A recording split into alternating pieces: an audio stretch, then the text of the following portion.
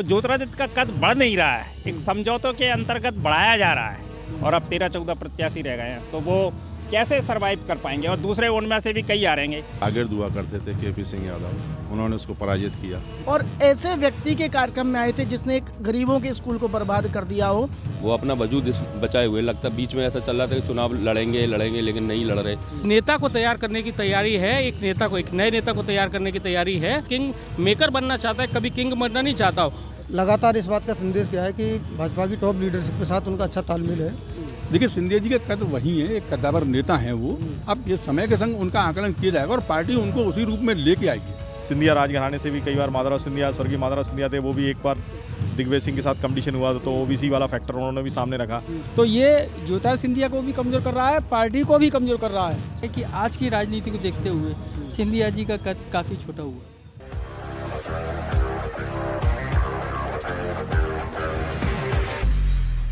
मध्य प्रदेश विधानसभा के चुनाव हैं, ऐसे में चर्चा हो रही है कि आखिर किस नेता का कद कितना बड़ा होता जा रहा है और किसका छोटा हो रहा है। बात इन दिनों ज्योतिरादित्य सिंधिया की हो रही है। जिस तरह से ग्वालियर चंबल अंचल का मध्य प्रदेश की सियासत में दबदबा पिछले कुछ सालों से देखते आ रहे हैं, वैसा ही दबदबा क्या आने वाले समय में फिर से बन पाएगा। सवाल ज्योतिरादित्य सिंधिया का है। जिस तरह से प्रधानमंत्री का ग्वालियर आना और एक देश के प्राइम मिनिस्टर का ये कहना कि सिंधिया जी तो हमारे रिश्तेदार हैं, इस सब के मायने क्या हैं। क्या सिंधिया जी भविष्य की राजनीति के एक भारतीय जनता पार्टी में बड़े नेता बनने जा रहे हैं। ये सब हमसे ज़्यादा इन सब लोगों से हम जानने की कोशिश करेंगे। ये ग्वालियर के वो तमाम बुद्धिजीवी पत्रकार हैं जो टेलीविज़न और अखबार की बड़े बड़े लेखक और बड़े बड़े संवाददाता के रूप में जाने जाते हैं। हर पत्रकार अपने आप में रोज़ बड़ी बड़ी सियासत की खबरें बनाता है, मध्य प्रदेश के हर पहलू की सियासत को समझता है। उनसे हम जानने की कोशिश करेंगे कि आखिरकार ज्योतिरादित्य सिंधिया के बढ़ते कद के मायने क्या हैं।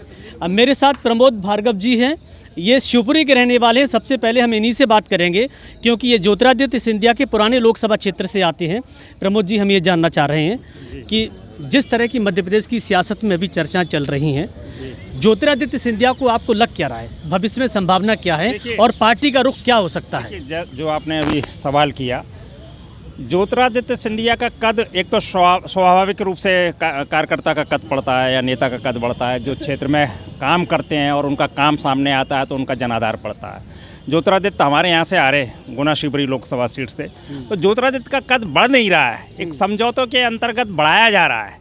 तो बढ़ाए हुए लोग जैसे झाड़ के चने के झाड़ पे बैठाए हुए लोग कितना राजनीतिक परिदृश्य को संभाल पाएंगे और कितने अच्छे परिणाम दे पाएंगे जो जनहितकारी हों, वो तो उनको आने के बाद सामने आने के बाद पता चलेगा। ज्योतिरादित्य यदि वाकई में उन्होंने बुनियादी जनता से जुड़े होते तो गुना शिवपुरी से उनको हारने की ज़रूरत नहीं पड़ती। और हम करें कि प्रधानमंत्री जी तो बहुत चतुर हैं और बहुत समझदार हैं, उनका तो कोई मुकाबला ही नहीं कर सकता कि वो क्या कह रहे हैं, उसके अर्थ क्या है, वो तत्काल समझ में नहीं आ सकते। उनको समझने के लिए तो वो परिणाम जब उसका निकले तब समझ में आएगा। अब ज्योतिरादित्य सिंधिया की यदि हम बात करें तो पहले यहाँ उनके 22 प्रत्याशी थे और अब 13-14 प्रत्याशी रह गए हैं, तो वो कैसे सरवाइव कर पाएंगे। और दूसरे उनमें से भी कई आ रहेंगे। ज्योतिरादित्य सिंधिया, माधवराव सिंधिया और उनकी बुआ यशोधरा राजे सिंधिया, ये लोग क्या है कि नीचे की जो एक पीढ़ी तैयार करने की, जैसे एक घर में 4 भाई होते हैं तो उनका एक क्रम होता है, तो उस पीढ़ी को तैयार करने में असफल रहे हैं। इस कारण इनका वर्चस्व बढ़ा नहीं है बल्कि घटा है। और मैं आपके पास आऊँगा, प्रमोद जी आपके पास आऊँगा, मैं इधर भी बात कर लेता हूँ। जावेद जी, मैं ये जानना चाह रहा हूँ कि मध्य प्रदेश की सियासत में 2018 के बाद अचानक बदलाव आया, कांग्रेस सत्ता में आई और उसके बाद कांग्रेस सत्ता से बाहर हो गई और भारतीय जनता पार्टी ज्योतिरादित्य सिंधिया की बड़ी एहसानमंद है। इस सब के मायने आप क्या समझ रहे हैं अभी? ये 2018 और 2020 के चुनाव के बाद जो परिस्थितियां बदली हैं, अब 2023 में सीन वो नहीं है, सीन बदला हुआ है। और जो 18 में परिस्थितियां थी वो 20 में नहीं थी, आपने देखा। और 20 के बाद भले ही ज्योतिरादित्य सिंधिया अपने आप में को स्थापित करने में सफल हुए हैं और भारतीय जनता पार्टी में उन्होंने अपनी एक बैठ बनाई है, सत्ता और संगठन के बीच में भी उनका वर्चस्व बढ़ा है। लेकिन बताना चाहूँगा कि जनाधार, और जो आप बात कर रहे थे कद बढ़ने वाली बात, तो जनाधार और कद बढ़ने में बहुत अंतर है। जनाधार के आधार पर बात की जाए तो जैसा कि प्रमोद जी ने बताया, जो उनका जनाधार शिवपुरी और गुना में था वो जनाधार अब नहीं रहा और उनके जो शागिर्द हुआ करते थे KP सिंह यादव, उन्होंने उसको पराजित किया। तो इस तरह से देखा जा सकता है कि लगातार कद बढ़ने वाली बात तो केवल पार्टी लेवल पर हो रही है, संगठन स्तर पर हो रही है। जैसे कि प्रधानमंत्री नरेंद्र मोदी ग्वालियर यात्रा के दौरान अपना दामाद बता रहे हैं और उनका कद बढ़ाने की कोशिश की जा रही है, लेकिन जनता है, जैसे कहा जाता है कि पब्लिक है, पब्लिक सब कुछ जानती है, तो वो आने वाले चुनाव में देखने जावेद जी, मैं समझ गया आपकी बात को। मैं सभी पत्रकारों से बात करूंगा, जरा इधर बुद्धिजीवी वर्ग अधिवक्ता भी, मैं इनसे भी बात कर लेता हूँ। सियासत तो आप समझते होंगे, वकील हैं, तो सियासत में खेल क्या चल रहा है? सियासत में मैं ये कहूँ कि अभी माननीय प्रधानमंत्री जी आए थे एक स्कूल के मतलब एक फंक्शन में, एक स्कूल को आबाद करने के लिए, और ऐसे व्यक्ति के कार्यक्रम में आए थे जिसने एक गरीबों के स्कूल को बर्बाद कर दिया हो। विक्टोरिया इंटर कॉलेजिएट, जिसको हम अंग्रेज़ों के ज़माने का स्कूल बोला करते थे, वर्तमान में हरिदर्शन स्कूल, जहाँ पर बच्चों के खेल का जो मैदान था आज वाटिकाओं में तब्दील हो गया। तो क्या ऐसे माफिया गिरी के लोगों के लिए क्या ऐसे शब्द इस्तेमाल ना करूं, या सत्ता में ऐसे लोगों के रहना जायज़ है कि जो बच्चों के खेल के मैदान को ही वाटिकाओं में तब्दील कर दें? बिल्कुल, मैं समझ गया। आप आरोप लगा रहे हैं कि कहीं ना कहीं जो काम करना चाहिए उनके नहीं, आप सही कह रहे हैं, तो हम भी आपकी बात को सुन ही रहे हैं ना। मैं आशीष साहब से ये जानना चाह रहा हूँ कि ज्योतिरादित्य सिंधिया को लेकर आपकी अपनी क्या राय है मध्य प्रदेश की सियासत में? ये तो आने वाला समय ही बताएगा, क्योंकि कौन कितना कद पा रहा है और कितना पद नहीं पा रहा है। बस दो बातें कहूँगा कि पास खड़े वो भव्य महल हैं, आसमान को छूने वाले, और पली बगल में झोंपड़ी जिनके छप्पर छूने वाले। इस चीज़ को ध्यान देना आवश्यक है। कोई भी पार्टी हो, उनको वो घर भी देख रहे जिनके छप्पर छू रहे हैं, टपक रहे हैं, महलों की अपेक्षा उनका चिंतन करना आवश्यक है। हाँ बिल्कुल, देखिए चिंतन करना आवश्यक है। इनका कहना है कि घर भी देखें, महल भी देखें।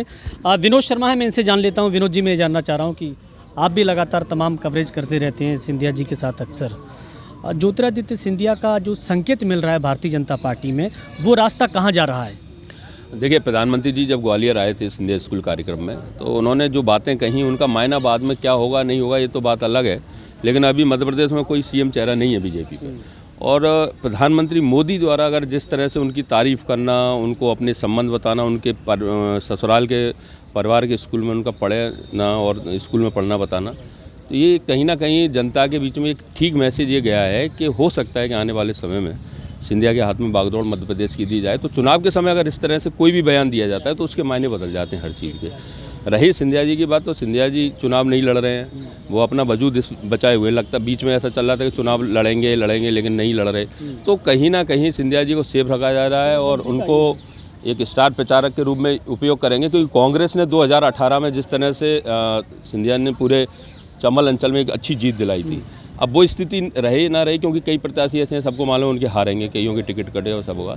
लेकिन मोदी जी का जो बात कही, क्योंकि मोदी जब भी कोई बात कहते हैं तो उसमें बहुत बड़ा कुछ ना कुछ छुपा रहता है, और इसका लाभ कहीं ना कहीं सिंधिया जी को मिलेगा। और आने वाले समय में मतदाताओं से बीजेपी लाभ उठाने की कोशिश करेगी। इस नाते एक चेहरा है ग्वालियर चंबल अंचल में, सिंधिया एक चेहरा है, और हो सकता है इसी बात को लेकर मोदी जी ने उनकी तारीफ करी हो। तो ये सिंधिया एक चेहरा है, इनका कहना है एक चेहरा है, इसीलिए शायद भारतीय जनता पार्टी उसे भुनाना चाहती है। नासिर गौरी से बात कर लेते हैं। नासिर जी, मैं ये जानना चाह रहा हूँ आपसे कि एक तरफ शिवराज सिंह चौहान हैं, नरेंद्र सिंह तोमर हैं, बीजेपी के और तमाम बड़े कद के नेता हैं, दूसरी तरफ ज्योतिरादित्य सिंधिया।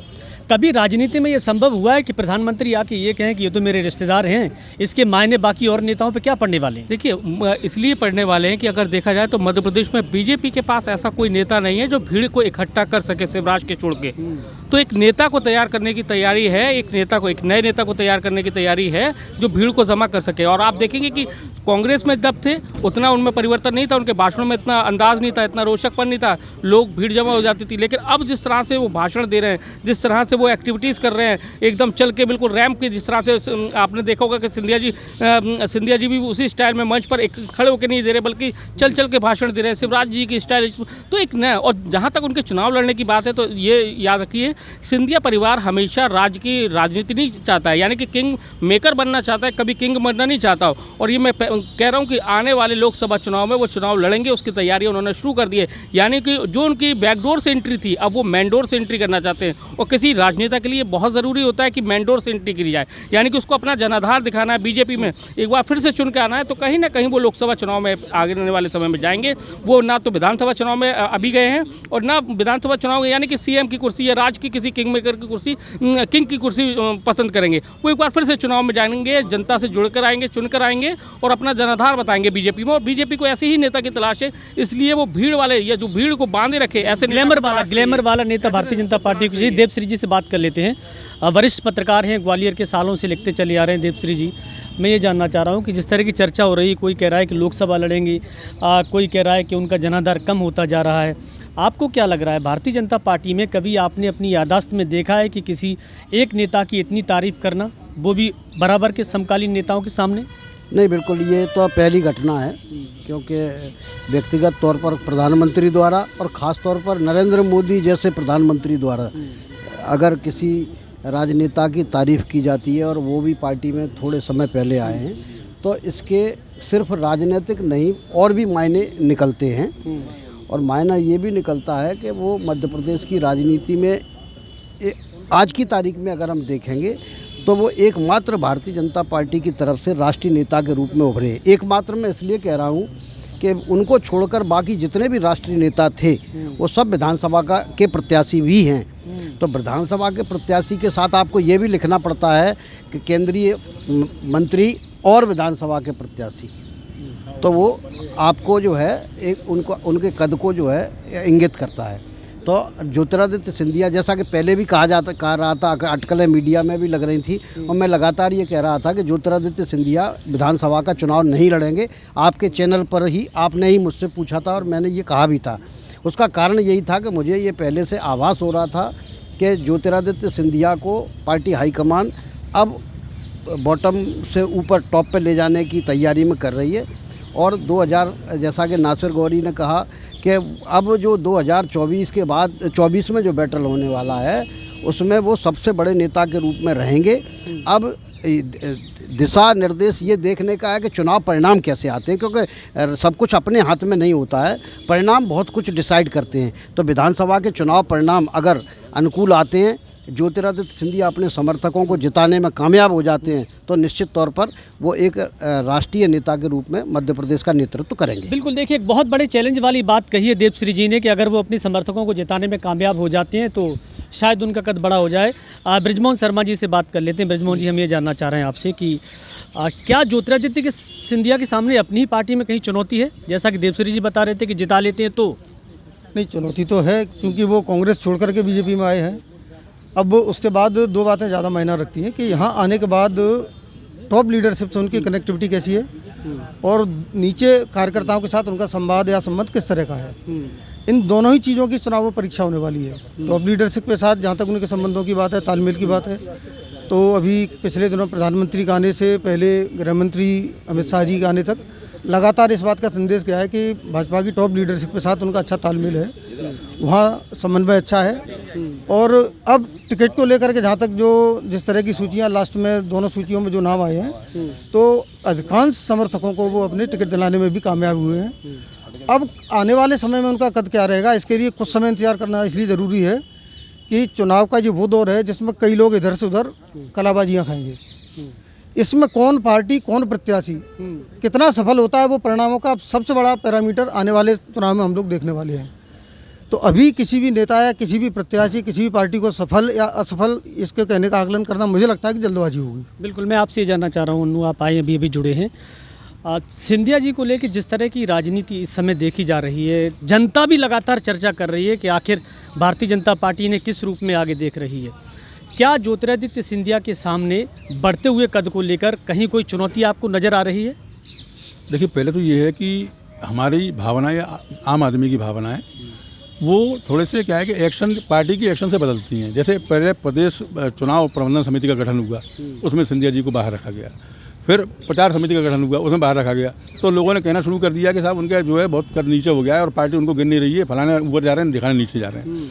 इसके बाद अचानक उनके समर्थकों की टिकट की संख्या बढ़ी, उधर मोदी जी ने तारीफ करी, तो उसको लेकर चर्चा शुरू हुई, कद बढ़ रहा है।